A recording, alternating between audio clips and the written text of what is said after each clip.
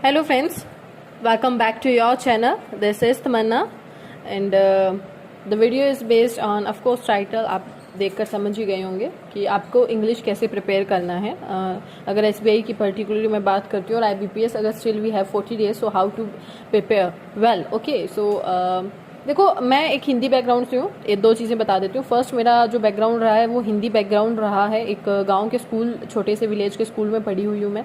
और दूसरी बात ये, जब मैंने कोचिंग ली थी, बैंकिंग की कोचिंग ली थी, that time I was zero, totally zero. Even मुझे ये भी नहीं पता था कि हैज़ और हैव सिंगुलर और प्लूरल एग्जैक्टली क्या होते हैं, मुझे नहीं पता था।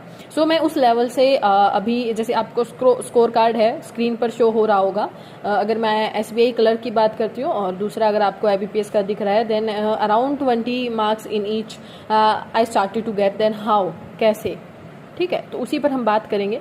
बहुत इंपॉर्टेंट जो चीज़ें हैं मैं वही आपके साथ डिस्कस करने वाली हूँ। इतनी सी ही चीज़ें हैं जो काफ़ी आपको ध्यान में रखनी है, बहुत कुछ ज़्यादा नहीं है। फर्स्ट ऑफ ऑल तो पैनिक नहीं होना है जब तक हम ढूंढना नहीं है। अभी इस वीडियो के बाद भी आप स्टिल ये करो कि अब क्या करना है। फर्स्ट ऑफ ऑल बहुत इंपॉर्टेंट है, आपको काम स्टार्ट करना होगा तभी जाकर चीज़ें खत्म होंगी। ओके, सो स्टार्टिंग से मैं जैसे सजेस्ट करती आ रही हूँ, reading is must. Banking section में क्या है, आपका SSC की तरह बहुत सा पोर्शन ऐसा नहीं है कि आपको रूल्स रटने हैं ये वो। अगर आप रीडिंग काफ़ी अच्छी अपनी बना लेते हो तब भी still you can get 15 to 20 marks easily. Okay, उसके बाद में वोकैब और आपका ग्रामर बेस्ड रह जाता है। सो मेरा भी टोटली रीडिंग पर रहता है कि एटलीस्ट 20 मार्क्स मैं अच्छे से ले लूँ रीडिंग में। उसके बाद में आगे देखते हैं कि एग्जैक्टली ग्रामर और वोकैब मेरे अकॉर्डिंग आई है या नहीं। ओके, सो 20 मार्क्स तो उन पर डिपेंड हो जाता है आपका। अगर प्री की बात करती हूँ मैं, और मेंस में भी, और मेंस में तो देखो सारा खेल ही रीडिंग का रहता है ऑलमोस्ट, क्योंकि पैसेज आते हैं 2-2, 3-3 क्वेश्चन के छोटे छोटे, तो वो सारा रीडिंग बेस्ड रहता है आपका। उसके बाद में वोकैब की बात करती हूँ, काफ़ी हवा बनाई हुई है वोकैब की। सबसे बड़ी बात तो देखो बहुत बड़ी वोकैब नहीं आती है, बहुत भारी भरकम वर्ड नहीं आते हैं। हाँ, पजल करने के लिए थोड़े बहुत ऑप्शन में आपको मैचिंग लग जाता है कि ये होगा या ये होगा, 50-50 चांसेस पर ऐसा नहीं होता है कि बहुत गंदे वर्ड आ रहे हैं जैसे मॉक्स में होते हैं। मॉक्स के वोकैब में जो वर्ड्स होते हैं वो कभी भी आपको एग्जाम में तो नहीं मिलेंगे, इतना मैं श्योर हूँ। ठीक है, अभी तक still I gave around 8 to 10 exams actual, तो मैंने ऐसा कभी फील नहीं किया। तो वो आपको कैसे करनी है, आप रीडिंग के लिए कोई भी बुक अपनी फॉलो कर सकते हो, किसी भी टाइप की बुक आप फॉलो कर सकते हो, चाहे वो नॉलेज बेस्ड हो, इकोनॉमी बेस्ड हो, कुछ भी आप। ठीक है, उसके बाद में वोकैब की बात करती हूँ तो ओनली फ्रॉम मॉक्स, जो मॉक में आपके वर्ड्स आ रहे हैं उनका स्क्रीनशॉट लो, उनको वहाँ अपने पास सेव रखो और जब भी टाइम मिले उन स्क्रीनशॉट से पढ़ो। नोट डाउन मत करो, एक डिक्शनरी खुद की क्रिएट मत करो, वो आपकी हेल्प नहीं करेगी एंड 100% श्योर नहीं करेगी वो। आप इवन आपको टाइम भी नहीं मिलेगा उनको देखने का और बहुत बोरिंग लगेगा आपको। सो स्क्रीनशॉट रखो, वहीं से याद करो।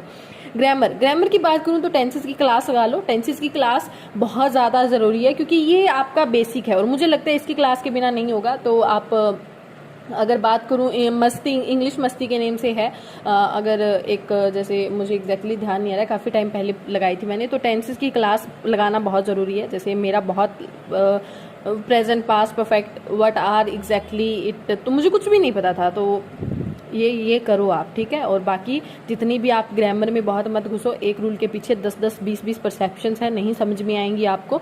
तो बाकी सब आप मॉक से लर्न करते जाओ कि ओके इसके साथ ऐसा क्यों हुआ, हेड के साथ ये क्यों आया, हैज हैव के साथ ये क्यों आया, हैव यहाँ क्यों आया, हैज क्यों आया, वो सारी चीज़ें आपको मॉक अपने आप सिखा देगा, जिसमें बहुत ज़रूरी है मॉक का एनालिसिस करना। ओके, उसके बाद में डिस्क्रिप्टिव के काफ़ी कमेंट थे मेरे पास कि डिस्क्रिप्टिव एग्जैक्टली कैसे करें, तो आपको एक बुक शो कर रही हूँ मैं, फ्रॉम द फर्स्ट आपको ये शो करती आई हूँ। आपने पहले मेरी बहुत, अगर स्टार्टिंग की वीडियोस देखी हैं उसमें भी देखा होगा, तो ये लास्ट ईयर मेरा जब IBPS PO वगैरह हुआ था तो उस टाइम मैं लेकर आई थी इस बुक को करने के लिए। सो अगर आप देखें इसमें तो देखो यहीं से स्टार्टिंग है इसकी, यहाँ से स्टार्टिंग है। ये तो स्टार्टिंग में बताया हुआ है कि कैसे क्या कुछ है कि करना है, कितना इंट्रोडक्शन वगैरह होना चाहिए। एक अगर बात करते हैं पर्टिकुलर कैसे स्टार्ट करना चाहिए, ये है आपका, ये आपको डिफरेंट टाइप से क्या क्या दिए हुए हैं, इसमें पैसेज दिए हुए हैं, आप देख सकते हो। जैसे health and Ayushman Bharat, impact of cinema in life, मतलब होता है कि एक आप न्यू वाली बुक ले लेना इसकी। ये मेरे पास ओल्ड है, मैं न्यू अभी मंगवाऊंगी कि उसमें न्यू टॉपिक्स ऐड हों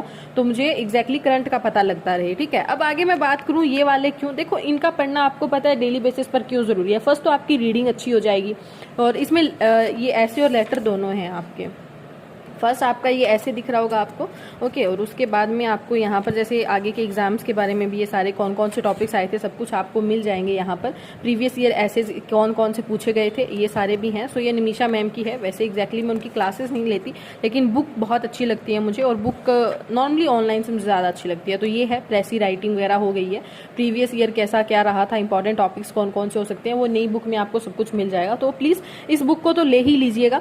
और ये सबसे सही है आपकी, अगर मैं बात करती हूँ डिस्क्रिप्टिव के रिगार्डिंग, तो डिस्क्रिप्टिव इस बुक से आप पढ़ लीजिएगा। डेली अगर आप एक भी पढ़ोगे ना, तो आपका, जैसे आपने कहा कि डिस्क्रिप्टिव कब से पढ़ना स्टार्ट करें, डेली एक पैसेज पढ़ो, एक ऐसे पढ़ो, इसमें से आपका हो जाएगा। इसमें देखो सबसे पहले मोस्ट इंपॉर्टेंट ऐसे प्रीवियस ईयर ऐसे, अब क्या है ना, आप इतने सारे ऐसे पढ़ लोगे, इसमें से टॉपिक शायद ना आए, लेकिन इतने सारे ऐसे पढ़ने के बाद आपको एक रफ आइडिया हो जाएगा कि आपको एग्जैक्टली वहाँ कैसे करना है। सबसे बड़ी बात जो आपको ध्यान में रखनी है, डिस्क्रिप्टिव में बहुत ज़्यादा आपको ग्रामर यूज़ नहीं करनी है, बहुत ज़्यादा भारी वर्ड्स यूज़ नहीं करने हैं। जस्ट बिकॉज देखो कहीं ना कहीं जो उसके पीछे चेक कर रहा है ना, वो एक आर्टिफिशियल इंटेलिजेंसी ही है आपकी कंप्यूटर के अंदर, कोई ह्यूमन चेक नहीं कर रहा है उस चीज़ को।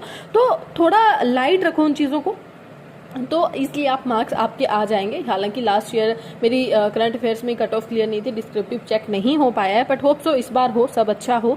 सो ये ऑल अबाउट इंग्लिश था। इसके अलावा आपको कुछ भी एक्स्ट्रा करने की नीड नहीं है, आप इजीली 20 मार्क्स तो गेट कर ही लोगे, ठीक है। जैसे आपने मेरे अभी अगर मैंने दिखाए होंगे आपको, शो किए मेरे जो लास्ट ईयर के मार्क्स थे, तो थोड़ा बहुत आइडिया लगा होगा। It's all about that. So hope so आपको समझ में आया होगा। इसके अलावा कोई भी आपका डाउट है, then you can drop your comment in the comment section. I will try my best to reply each and every comment, और जितना भी हो सके। सो बाकी good luck guys and prepare well for the RRB clerk mains too. और वो कह रहे हैं कि पीओ का भी रिजल्ट अब जल्दी आ जाएगा, होपिंग फॉर द बेस्ट, ठीक है। उसमें बहुत मेरी उम्मीदें हैं, होप सो अच्छा हो, and all the best guys for your bright future.